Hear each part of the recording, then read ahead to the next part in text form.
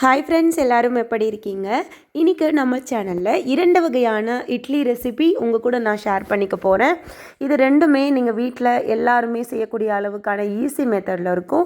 நம்ம எந்த அளவுகளில் நான் வந்து இட்லி மாவுக்கு அரிசி சேர்க்குறேன், உளுந்து சேர்க்குறேன், அதெல்லாம் நீங்கள் ஃபுல்லாக ஸ்கிப் பண்ணாமல் பாருங்கள். நீங்களும் இவ்வளோ பஞ்சு மாதிரியான இட்லி ரெடி பண்ணலாம். ஒன்று வந்து மாப்பிள்ளை சம்பா அரிசி, இன்னொன்று வந்து ரேஷன் புழுங்க அரிசியில் செய்ய போகிறோம்.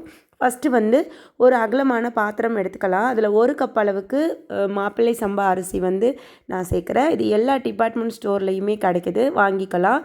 இதில் தண்ணி சேர்த்து நல்லா அலசி கீழே கொட்டிட்டு மறுபடியும் தண்ணி சேர்த்து ஒரு 6லேருந்து 7 மணி நேரம், இல்லைனா 5லேருந்து 6 மணி நேரம் ஊற வச்சுக்கலாம். இப்போ இன்னொரு பாத்திரத்தில் 1/4 கப் அளவுக்கு உளுந்து, ஒரு 1/4 டீஸ்பூன் அளவுக்கு வெந்தயம் சேர்த்து அதையும் நீங்கள் வந்து ஊற வச்சுக்கலாம். ஃபஸ்ட்டு வந்து நீங்கள் அரிசியை ஊற வச்சுட்டு ஒரு 4 மணி நேரத்துக்கு அப்புறமா நீங்கள் உளுந்து ஊற வச்சுக்கிட்டிங்கன்னா கரெக்டாக இருக்கும். இப்போ ரெண்டும் நல்லா ஊறிடுச்சு. நான் மிக்ஸி ஜாரில் தான் சேர்த்துக்கிறேன். ஃபஸ்ட்டு உளுந்து வந்து அரைச்சிக்கிறேன், அதுக்கப்புறமா மாப்பிள்ளை சம்பா அரிசி நான் அரைச்சிக்கிறேன். இது ரெண்டையும் அரைச்சிட்டு சேர்த்துக்கலாம். உளுந்து நல்லா சாஃப்டாக நைஸாக அரைச்சிருங்க. இந்த அரிசியை மட்டும் கொஞ்சம் கொரகொரப்பாக அரைங்க.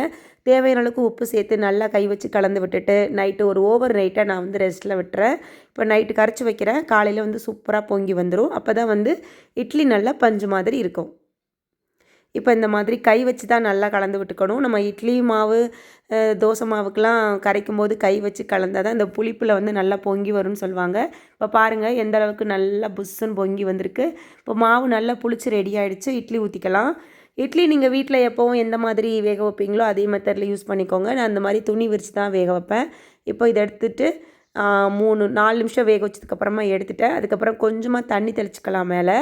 அதுக்கப்புறமா அந்த துணியை எடுத்துட்டோம்னா கொஞ்சம் கூட ஒட்டாமல் சூப்பராக வரும் இந்த இட்லி. இந்த இட்லி வந்து எல்லோரும் சாப்பிட்லாம். ரொம்ப முக்கியமாக அது யாருக்கெல்லாம் நல்லது அப்படின்னு பார்த்திங்கன்னா, ப்ளட் ப்ரெஷர் ரொம்ப ஜாஸ்தியாக இருக்கிறவங்க, சுகர் இருக்கிறவங்கெல்லாம் வந்து இதை எடுத்துக்கலாம். வெயிட் லாஸ் பண்ணுறவங்களும் இதை எடுத்துக்கலாம். இதில் நிறைய வந்து இரும்புச்சத்து, நார்ச்சத்துலாம் இருக்குது. அதனால் கண்டிப்பாக நம்ம குடலை வந்து நல்லா சுத்தப்படுத்தும். இது வந்து பார்த்திங்கன்னா அதிகமாக சுகர் இருக்கிறவங்க இதை ஃபாலோ பண்ணுங்கள். ரொம்ப நல்ல ரிசல்ட்டு கொடுக்கும் இது வந்து. இப்போது துணி எடுத்தாச்சு. இட்லி பாருங்கள் எவ்வளோ சூப்பராக வந்திருக்குன்னு சாஃப்டாக. இது வந்து நம்ம யூஸ்வலாக வீட்டில் வந்து நம்ம அரிசியில் செய்கிற இட்லி மாதிரியே சட்னி, சாம்பார், குருமா எதுனாலும் இதுக்கு சாப்பிட்லாம். எல்லாமே ரொம்ப நல்லாவே டேஸ்ட்டாக இருக்கும். இப்போது இட்லி எடுத்து அப்படியே அந்த உடச்சி பார்த்தோன்னா அப்படியே பஞ்சு மாதிரி இருக்குங்க. நீங்களும் ட்ரை பண்ணுங்கள் இந்த மாப்பிள்ளை சம்பா அரிசியில். இது கூட இந்த மாப்பிள்ளை சம்பா அரிசி கூடவே நீங்கள் வேறு எந்த அரிசியும் சேர்க்காதீங்க. உளுந்து வெந்தயம் மட்டும் சேர்த்து ஊற வச்சு அரைச்சி பாருங்கள். நல்லா அப்படியே பஞ்சு மாதிரி இருக்கும்.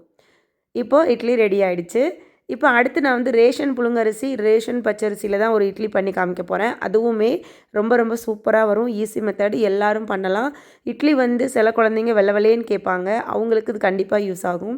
இப்போ ஒரு அகலமான பாத்திரத்தில் 3 கப் அளவுக்கு ரேஷன் புழுங்கரிசி, 1 கப் அளவுக்கு பச்சரிசி சேர்க்குறேன். நீங்கள் டம்ளர், கப்பு, கிளாஸ் எதுனாலும் ஒரே மாதிரி அளவு எடுத்துக்கோங்க. நீங்கள் அளந்து போட்டிங்கன்னா கரெக்டாக இருக்கும்.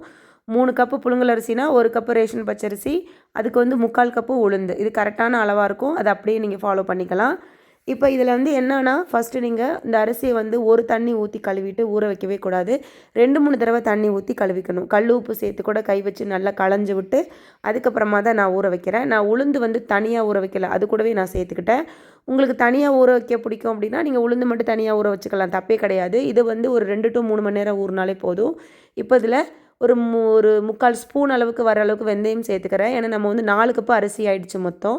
அதனால் வெந்தயம் இது கரெக்டாக அளவாக இருக்கும். இப்போ தண்ணி சேர்த்துட்டு நல்லா வந்து கல் உப்பும் சேர்த்து நல்லா களைஞ்சி தண்ணியை 2-3 தடவை கீழே கொட்டிட்டு அதுக்கப்புறமா வெதுவெதுப்பான தண்ணி சேர்த்து அதை ஒரு 3 மணி நேரம் நான் ஊற வைக்க போகிறேன். அதே மாதிரி நீங்களும் ஃபாலோ பண்ணுங்கள். இட்லி வந்து நல்லா வெள்ளை வெள்ளையேன்னு வரும், சூப்பராக வரும். இப்போ பார்த்திங்கன்னா இந்த அரிசி கூட நம்ம என்ன சேர்க்க போகிறோன்னா 1 கப் அளவுக்கு வெள்ளை கலரில் இருக்கிற அவல் வந்து நான் சேர்க்க போகிறேன். அது வந்து எப்படி சேர்க்கணுன்னா, அதை நீங்கள் அரிசியெலாம் ஊறிட்டு நீங்கள் கிரைண்டரில் அரைக்கிறதுக்கு முன்னாடி ஒரு 10 நிமிஷத்துக்கு முன்னாடி மட்டும் நீங்கள் வந்து அவல் ஊற வச்சிங்கன்னா போதும். ஃபஸ்ட்லேயே நீங்கள் இந்த அரிசி ஊற வைக்கிற டயத்தில் வந்து ஊற வச்சிடாதீங்க. இப்போ இந்த இருக்க அவல் பாருங்கள், அரிசியெலாம் ஊறிடுச்சு. நான் இப்போ தான் வந்து கரெக்டாக ஒரு 10 நிமிஷம் இருக்கையில் தான் நான் வந்து அவல் ஊற வைக்கிறேன். அதே மாதிரி நீங்களும் பண்ணுங்கள். இப்போது அரிசி பாருங்கள் ஊறினதுக்கப்புறமா அந்த அழுக்கு கலர்லாம் போயிட்டு நல்லா வெள்ளை வெள்ளையேன்னு ஆயிடுச்சு பார்த்தீங்களா? அதனால தான் ஃபஸ்ட்டே நம்ம 2 தண்ணி 3 தண்ணி ஊற்றி கல் உப்பெல்லாம் சேர்த்து நம்ம வந்து வாஷ் பண்ணோம். இப்போது நமக்கு அவலுமே இந்த அளவுக்கு நல்லா சாஃப்டாக ஊறிடுச்சு. இப்போ இதை நம்ம அரைச்சி எடுத்துக்க போகிறோம் கிரைண்டரில் கொஞ்சம் கொஞ்சமாக சேர்த்து அரைச்சிக்கலாம். இந்த அரிசியெல்லாம் ஒரு 3/4 பக்குவத்துக்கு அரைச்சதுக்கப்புறமா அவல் சேர்த்து அரைச்சிக்கோங்க. ஃபஸ்ட்லேயே அவல் சேர்க்க வேண்டாம். நல்லா வந்து கொஞ்சம் கொரகொரப்பாக அரைச்சிக்கோங்க. இட்லி வந்து கொஞ்சம் கொரகொரப்பாக இருந்தால் தான் இட்லி பஞ்சு மாதிரி இருக்கும். ரொம்ப நைஸாக அரைச்சிடக்கூடாது. இப்போ கொஞ்சம் கொஞ்சமாக சேர்த்து நான் கிரைண்டரில் அரைச்சி எடுத்துக்கிறேன்.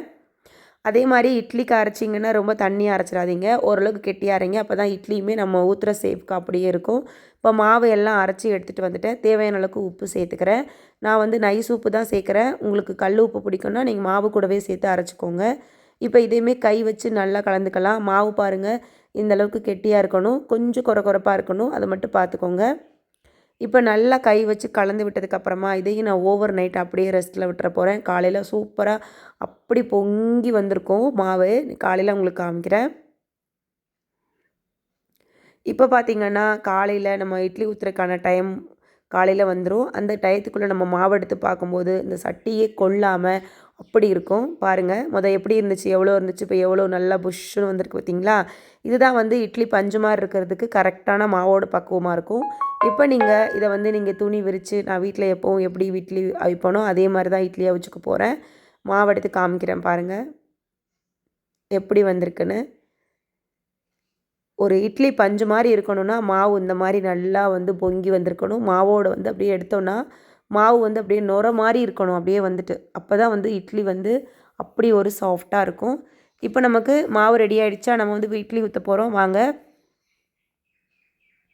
நான் வந்து துணி விரித்து தான் நான் இட்லியை வைக்கிறேன். நான் முதலே சொன்ன மாதிரி தான், நீங்கள் வீட்டில் எண்ணெய் தடவிட்டு இட்லி வேக வைக்கிறவங்களா இருந்தால் வேக வச்சுக்கோங்க, உங்கள் விருப்பம்தான்.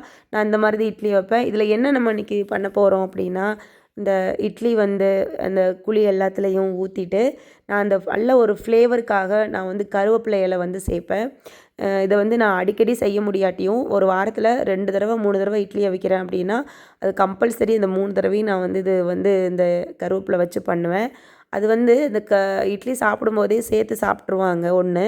2வது அந்த கருவேப்பிலையோட அந்த ஃப்ளேவர் பாருங்கள், அந்த இட்லி ஃபுல்லாகவே இருக்கும், சூப்பராக இருக்கும். அந்த இட்லி பாத்திரத்தை மூடி அப்படி இந்த மூடி ஓப்பன் பண்ணுறீங்கல்ல, ஓப்பன் பண்ணும்போதே அப்படியே நல்ல ஒரு வாசனை இருக்கும். இப்போ எப்படி நமக்கு இந்த வாழை இலையிலலாம் நமக்கு வந்து ஏதாவது கொழுக்கட்டை இதெல்லாம் அவிக்கும்போது எப்படி அந்த ஃப்ளேவர் நமக்கு கிடைக்கும்னு சொல்லுவாங்கள்ல, அதே மாதிரி இருக்கும். இது வரைக்கும் ட்ரை பண்ணலைன்னா ட்ரை பண்ணுங்கள், சூப்பராக இருக்கும். இப்போ தண்ணி வந்து இந்த மாதிரி நல்லா கொதிக்கணும். அப்போ தான் வந்து இட்லி வேகிறதுக்கு இன்னொரு டிப்ஸும் இதில் இருக்குது. தண்ணி வந்து சூடு இல்லாமல் நீங்கள் மாவை ஊற்றி வச்சு அதுக்கப்புறம் நீங்கள் ஸ்பீட் பண்ணக்கூடாது. தண்ணியை கொதிக்க வச்சுட்டு அதுக்கப்புறம் நீங்கள் அடுப்பை குறைச்சி வச்சுட்டு அப்புறம் தான் அந்த மாதிரி வச்சிங்கன்னா சூப்பராக வேகும். இப்போ பாருங்கள் இட்லி வெந்துருச்சு. நம்ம இதை எடுத்து வேறு பிளேட்டில் மாற்றிட்டு அந்த துணியை அப்படியே எடுக்க போகிறோம். அதே மாதிரி இட்லி எப்போ எடுத்தாலுமே ஓப்பன் பண்ண உடனே கொஞ்சமாக தண்ணி தெளிங்க. அதே மாதிரி அந்த தட்டை எடுத்து நீங்கள் வந்து வேறு பிளேட்டில் மாற்றிட்டு துணியை எடுக்கிறதுக்கு முன்னாடியும் கொஞ்சம் தண்ணி தெளிங்க. இது வந்து பார்த்திங்கன்னா எல்லா ஹோட்டலில் கல்யாண வீட்டில் சமைக்கிறவங்க அது எல்லாருமே இது ஃபாலோ பண்ணுவாங்க. ஏன்னா அவங்க வந்து ரொம்ப ஸ்பீடாக ஒர்க் பண்ணுவாங்கல்ல, அப்போ வந்து இதெல்லாம் வந்து பண்ணும்போது இந்த துணியை வந்து அப்படியே மெதுவாக எடுக்க தேவையில்லை. தண்ணி தெளிச்சிட்டிங்கன்னா அப்படியே சல்னு எடுத்துருவாங்க. மாவுமே கரெக்டாக ஒட்டாத அளவுக்கு இருக்கும், அந்தளவுக்கு அரைச்சும் வச்சுருப்பாங்க. இது வந்து ஒரு சூப்பரான ஒரு ஐடியாவும் கூட. தண்ணி தெளிச்சிட்டிங்கன்னா துணி வந்து அந்த இட்லியில் வந்து ஒட்டாது, சூப்பராக எடுக்க வரும். ட்ரை பண்ணுங்கள். தெரியாதவங்க, அதாவது இது வரைக்கும் நீங்கள் செஞ்சதில்லைன்னா ட்ரை பண்ணுங்கள். நிறைய பேர் வந்து அந்த காலத்துலேருந்து நம்ம கிராமங்கள்லேயும் சரி, பாட்டி சரி, இவங்கெல்லாம் இட்லி வைக்கும்போது இப்படி தான் துணி தான் பண்ணுவாங்க. இப்போ தான் வந்து நம்ம எண்ணெய் தடவிட்டு இட்லி ஊற்றி எடுக்கிறாங்க. எனக்குமே எப்போவுமே துணி விரித்து இட்லி வேக வச்சா தான் எனக்கு ரொம்பவே பிடிக்கும். பாருங்கள், நம்ம எப்படி நீங்கள் ஊற்றி வச்சிங்களோ அப்படியே இருக்குது பாருங்கள். கொஞ்சம் கூட பிசுறு இல்லை, துணியில் ஒட்டலை. அந்த கலரே நீங்கள் பார்த்தீங்கன்னா இது ரேஷன் அரிசியில் பண்ணிங்களா அப்படிங்கிற மாதிரி அவ்வளோ ஷாக் ஆவீங்க. அவ்வளோ சூப்பராக இருக்குது. அந்த கருவேப்பிலை வச்சதுக்கு அதுக்கும் ரொம்ப ரொம்ப ரொம்ப வாசனையாக இருக்குது இட்லி. ட்ரை பண்ணுங்கள். இதுக்குமே நீங்கள் வீட்டில் வந்து சட்னி, சாம்பார், நீங்கள் யூஸ்வலாக வீட்டில் என்ன சாப்பிடுவீங்களோ அது ரெடி பண்ணிக்கலாம். இட்லி பொடி வச்சு சாப்பிட்டுக்கலாம், உங்கள் விருப்பம் தான். நீங்கள் ட்ரை பண்ணி பாருங்கள். இப்போது நான் அதை வந்து வேறு பிளேட்டில் மாற்றிட்டு சுட சுட சாம்பார் கூட சட்னி கூட நான் வந்து சாப்பிட போகிறேன். நீங்களும் ட்ரை பண்ணுங்கள். இந்த ரேஷன் அரிசியில் செஞ்ச இட்லியாக இருக்கட்டும், இல்லை மாப்பிள்ளை சம்பா அரிசியில் செஞ்ச இட்லியாக இருக்கட்டும், ரெண்டுமே இதே அளவில் நீங்கள் ஃபாலோ பண்ணுங்கள். உங்களுக்கு எப்படி வந்திருக்கு அப்படிங்கிறத கமெண்டில் சொல்லுங்கள். உங்கள் யாருக்கெல்லாம் இட்லி ரொம்ப பிடிக்கும் அப்படிங்கிறத கமெண்டில் மறக்காமல் சொல்லுங்கள். இட்லி பிடிச்சவங்க கண்டிப்பாக ஒரு ஹார்ட் போட்டு நீங்கள் கமெண்ட் பண்ணுங்கள். ஏன்னா எனக்கும் இட்லி ரொம்பவே பிடிக்கும். இதை நான் அடுக்கி வச்சாச்சு. அவ்வளோதான் ஃப்ரெண்ட்ஸ். இந்த 2 ரெசிபியுமே உங்கள் எல்லாருக்குமே பிடிக்கும் மட்டும் இல்லாமல் யூஸ்ஃபுல்லாக இருக்கும்னு நான் நம்புகிறேன். பிடிச்சிருந்தா இந்த ரெசிபிக்கு லைக் பண்ணிக்கோங்க, நம்ம சேனலை சப்ஸ்கிரைப் பண்ணிக்கோங்க, ஃப்ரெண்ட்ஸ் கூட இதெல்லாம் வந்து ஷேர் பண்ணிக்கோங்க, அவங்களுக்கும் கண்டிப்பாக யூஸ்ஃபுல்லாகும். நெக்ஸ்ட்டு வந்து ஒரு சூப்பரான ரெசிபி கூட நான் மீட் பண்ணுறேன். இப்போ நம்ம அந்த இட்லியை வந்து நான் உங்களுக்கு உடச்சி காமிக்க போகிறேன்.